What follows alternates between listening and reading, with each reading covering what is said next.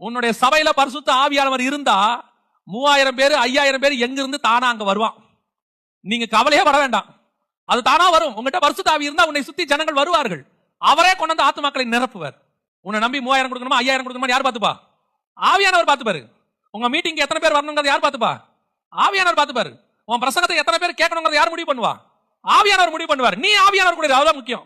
உன் மூலமா சொல்லப்படுகிற வார்த்தை எத்தனை லட்சம் பேருக்கு போகணுங்கிறத யார் டிசைட் பண்ணுவா? ஹெவன் டிசைட் பண்ணும். பரிசுத்தாவி டிசைட் பண்ணுவார். பரிசுத்தாவி கொண்டு போன நினைச்ச பிறகு அதை தடுக்கிறவன் யார்? அந்த வார்த்தை யார் தடுக்க முடியும்? அது கர்த்தருடைய வார்த்தை, அதை தடுக்க யாராலையும் முடியாது. அப்ப பரிசுத்த ஆவியானவரோடு கூட நீ இருந்து பேசுற வார்த்தை தான் 3000 பேர் ரட்சிக்க. இதே பேதுரு 1ஆம் அதிகாரத்துல பேசும்போது ஒண்ணும் நடக்கல, ஆனா 2ஆம் அதிகாரத்துல பேசும்போது 3000 பேர் ரட்சிக்கப்படுறான்.